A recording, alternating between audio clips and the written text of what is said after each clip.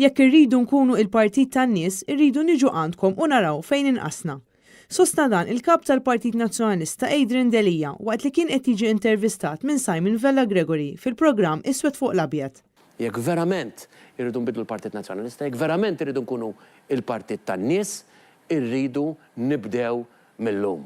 Mill-lum niġu għandkom. Mill-lum b'umiltà naraw fejn qasna. Bil-lum b'umiltà naraw x'għamilna ħażin aħna. Kif tistgħu tgħinu intom, kif nistgħu ngħinu aħna. Hekk nistgħu nbidluh il-Partit Nazzjonalista, hekk nistgħu b'umiltà nippreżentaw irwieħna għal darb'oħra għall-iskrutinju u l-ġudizzju tagħkom. Fl-elezzjoni tal-25 ta' Mejju li għadda, il-poplu reġabat messaġġ il-Partit Nazzjonalista li jekk mhux se jinbidel biżżejjed u jirristruttura, allura post il-Partit Nazzjonalista huwa fl-oppożizzjoni. Bl-umiltà kbira rridu nilqgħu dan il-messaġġ u nagħmlu riflessjonijiet importanti. Adrian Delija qal li jekk il-Partit Nazzjonalista mhux se jkun maqud, mhux se jimxi l qudiem. Il-kap tal-Partit Nazzjonalista qal li wara li Jean-Pierre De Bono iddeċida li mhux se jaċċetta s-siġġu parlamentari wara li kien elett b'mod demokratiku fl-eżekuttiv tal-Partit Nazzjonalista, huwa importanti li issa naraw jekk irrid isir xi tibdil fl-istatut tal-partit. Adrian Delija sostna li rridu nagħmlu dak kollu possibbli flimkien ħalli mbagħad joħroġ it-tajjeb.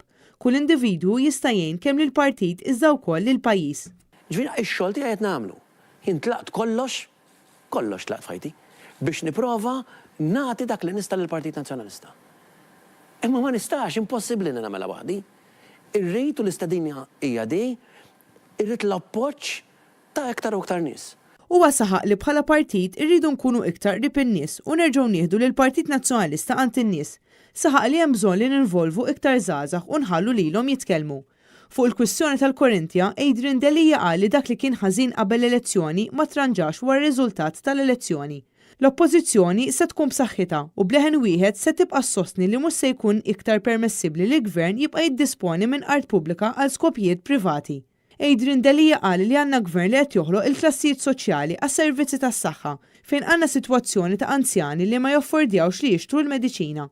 Għalhekk bħala partit irridu nagħmlu proposti konkreti biex l-aħjar mediċina possibbli tasal għand kulħadd. L-MPs nazzjonalisti Roberta Mezzola u David Casa se jkomplu bil-ħidma tagħhom sabiex l-armonizzazzjoni tat-taxxa ma tidħolx pajjiżna. Huwa saħaq li hemm bżonn li nġibu l-Ewropa f'Malta, immorru għand setturi partikolari u nurruhom x'benefiċċju hemm fl-Unjoni Ewropea għalihom. Adrian Delija saħaq li l-Gvern qed jipprova jneżżel il-Kunsilli Lokali mir-responsabbiltajiet tagħhom. Għalhekk il-kandidati li kienu eletti f'isem il-Partit Nazzjonalista irridu jkunu il-leħen tan-nies.